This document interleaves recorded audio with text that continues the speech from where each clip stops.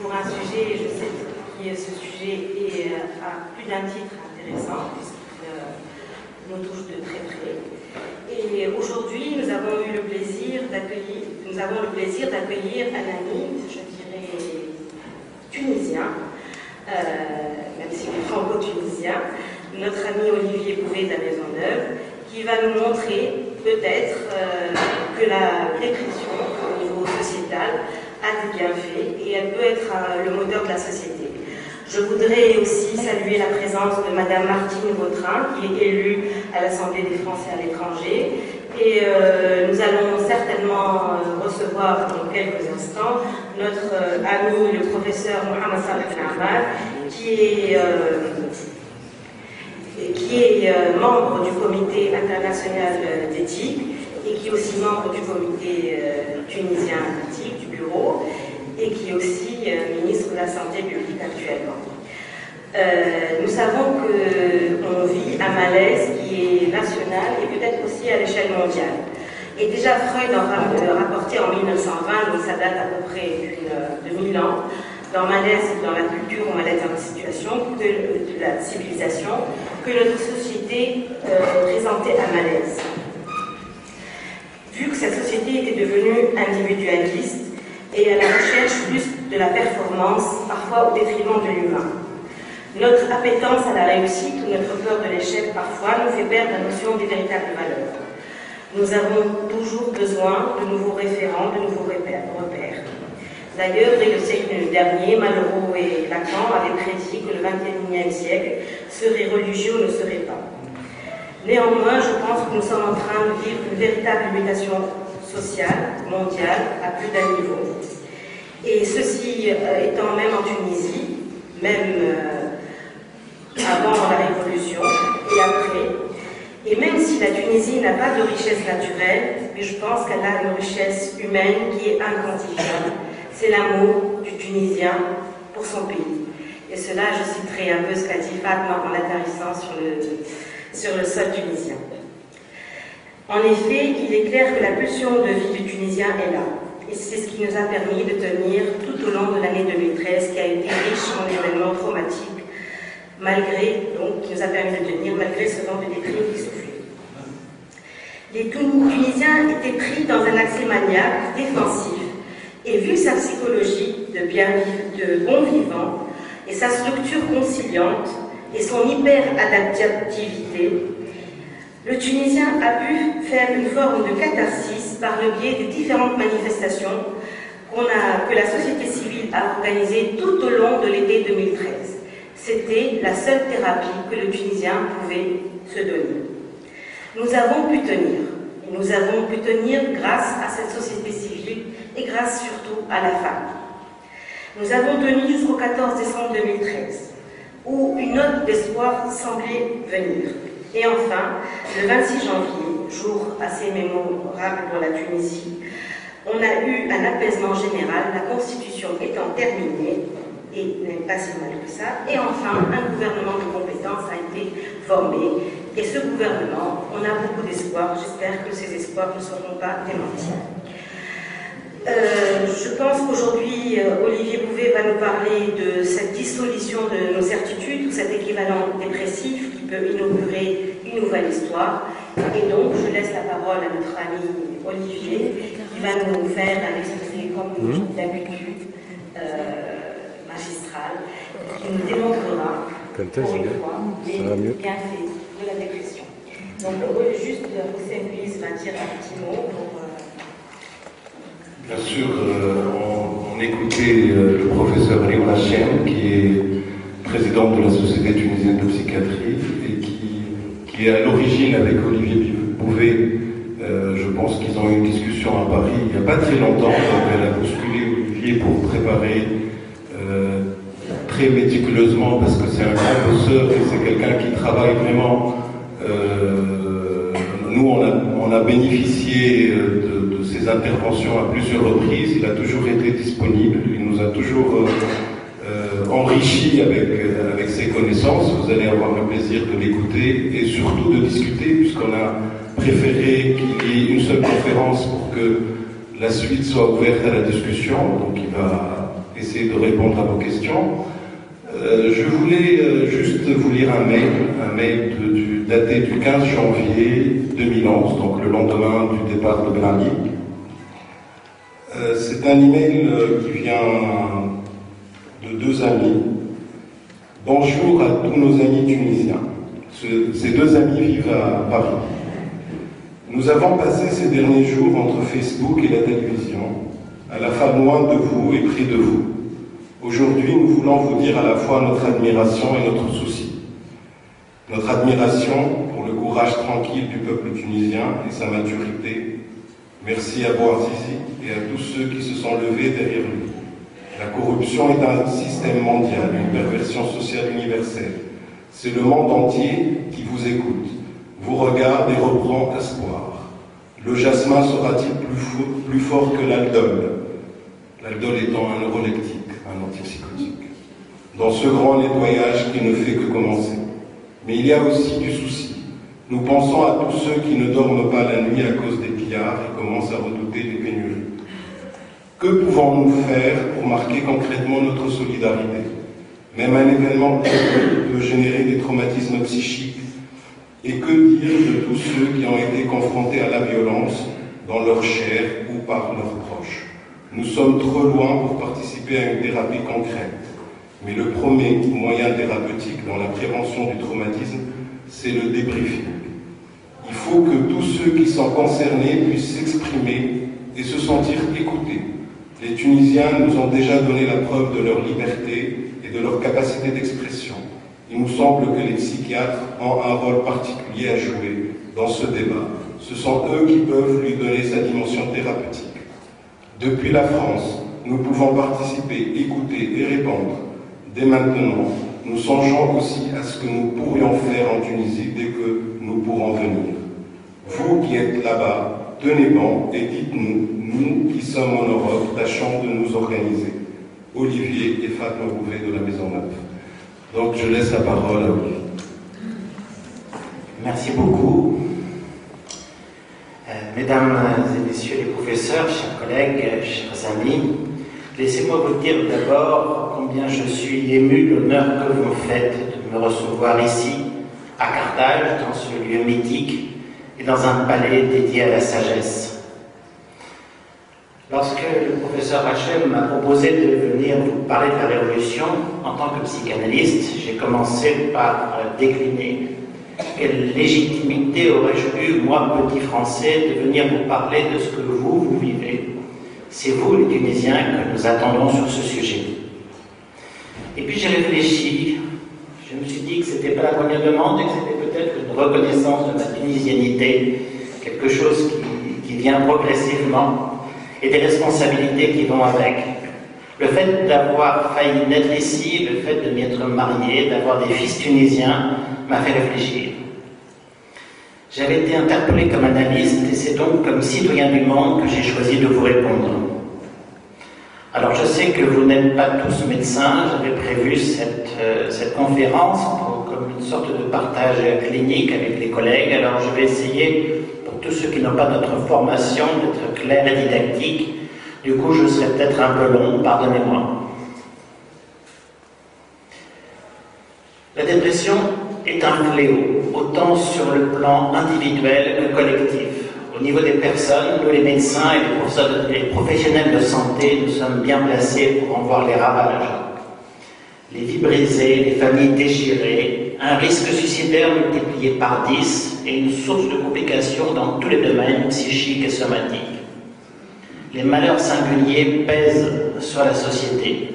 L'OMS fait des troubles mentaux la première cause d'incapacité dans le monde. Et les États-Unis évaluent leur coût à 2,5% du PNB. Tandis que les seuls frais d'hospitalisation représentent 20 à 25% des dépenses de santé en Europe. Depuis la Révolution en Tunisie, je crois que les consultations en psychiatrie ont augmenté de près de 25%. La dépression est donc au cœur du problème. Elle pèse d'autant plus lourdement qu'elle prive d'avenir ce qu'elle terrasse et que les plus vulnérables sont les jeunes, les femmes, les sujets sensibles et créatifs, c'est-à-dire tous ceux dont nous avons particulièrement besoin aujourd'hui, dans cette période de changement, tous ceux qui pourraient nous aider à créer les lendemains. Nous avons aussi appris au chevet de nos patients que la dépression est loin d'être un phénomène purement négatif. Toute dépression doit guérir, m'ont appris mes maîtres. C'est un principe qui reste chevillé en nous quand nous nous confrontons au discours déprimant des déprimés. Nous avons appris à résister, car dans ce cadre, le pessimisme est toujours pathologique. Nous avons appris le paradoxe de la bienveillance. La dépression, au sens littéral, est une malédiction, car le sujet qui s'exprime le fait avec un biais négatif qui vient de sa haine inconsciente. La bienveillance du thérapeute est ce qui lui permet de voir et d'entendre l'étincelle de vitalité qui subsiste chez chaque homme tant qu'il respire et tant qu'il accepte le contact. Je suis toujours surpris en effet de voir comment des gens désespérés et épuisés par la douleur acceptent de rentrer dans un processus thérapeutique qui est tout sauf évident. L'espoir qui les anime alors vient du transfert. La confiance dont ils sont incapables, ils la trouvent chez un thérapeute dont la rencontre est une bénédiction, c'est-à-dire un bien-dire. La neutralité à laquelle Freud nous appelle, en effet, n'est pas une position de retrait et d'impuissance, c'est un autre nom du respect. Les déprimés sont des créatifs qui s'ignorent et retournent sur eux un processus aveugle qui devient destructeur. Notre métier n'est pas de nous substituer à leur génie créatif, mais de les aider à le découvrir. Toute dépression est une crise qui marque l'échec d'une façon de voir sa vie et le monde. La seule façon de s'en sortir, c'est par le haut, en se créant une guérison et un monde meilleur. Les déprimés ont une vision négative du monde, mais leur pessimisme est loin d'être une exception. La dépression est une maladie qui est définie par des critères cliniques bien précis, mais le fonctionnement dépressif est largement répandu dans la population. On le repère entre les épisodes chez ceux qui sont atteints de dépression récidivante, comme dans les formes chronicisées, ou encore chez tous ceux qui sont à risque de déprimer et qui viennent consulter pour s'en défendre. Plus encore, on voit des éléments dépressifs chez tout un chacun. Ce sont les dépressifs qui marquent nos réactions au deuil, aux épreuves. La dépression représente dans la vie d'un homme une exigence de changement, mais le fonctionnement dépressif constitue un retour que d'entrave au changement. Les traits dépressifs viennent dans notre vie marquer des moments de tournant qui simultanément constituent des risques d'enlisement. Le malheur individuel déteint dans le fonctionnement collectif. Et nous sommes tentés d'utiliser les mêmes catégories pour nommer le malheur des sociétés. C'est parlant, mais c'est dangereux. Le niveau social doit être considéré comme un phénomène original, qui ne se résume pas à la simple sommation des souffrances individuelles. Les sociétés sont des entités à part entière qui justifient une approche singulière. Utiliser notre vocabulaire à leur endroit est une approche métaphorique. Elle se justifie si elle contribue à changer notre regard sans nous faire perdre la prudence. Nous pouvons donc parler de dépression d'une société quand les discours sont marqués par le pessimisme et l'autodépréciation, quand son fonctionnement se paralyse et devient autodestructeur, voire suicidaire, c'est-à-dire quand la dépression dépasse l'histoire individuelle pour devenir le langage commun. C'est une hypothèse de travail et nous impose de poursuivre la métaphore et de concevoir la dépression des sociétés comme une pathologie narcissique, c'est-à-dire une crise identitaire qui expose au fonctionnement passionnel et à ses corollaires d'angoisse et de dépendance. Nous avons appris à proposer à nos patients une vision non déprimante de la dépression, à la voir comme un passage vers le meilleur. Nous devons garder la même bienveillance au niveau social. C'est cette idée que je vous propose de développer. La dépression est un moment de crise dans le fonctionnement des sociétés. À la fois danger et opportunité, elle annonce et prépare le changement. C'est peut-être la seule voie qui nous soit offerte. D'où le titre de cet exposé, « Les sociétés doivent-elles passer par la dépression pour changer ?» Je commencerai donc par un premier chapitre sur la dépression afin de permettre à tous ceux qui ne sont pas familiarisés avec la théorie analytique d'entrer dans le débat. Dans un deuxième temps, nous essaierons de voir à quelles conditions il est possible de transposer notre lecture clinique au fonctionnement des sociétés. Et je m'appuierai sur l'exemple de Freud qui a ouvert la voie. Nous essaierons ensuite d'appliquer sa grille d'analyse à deux sociétés éprouvées qui nous sont chères, la France et la Tunisie. Enfin, ma conclusion sera de vous proposer d'être les porte-parole d'une éthique renouvelée.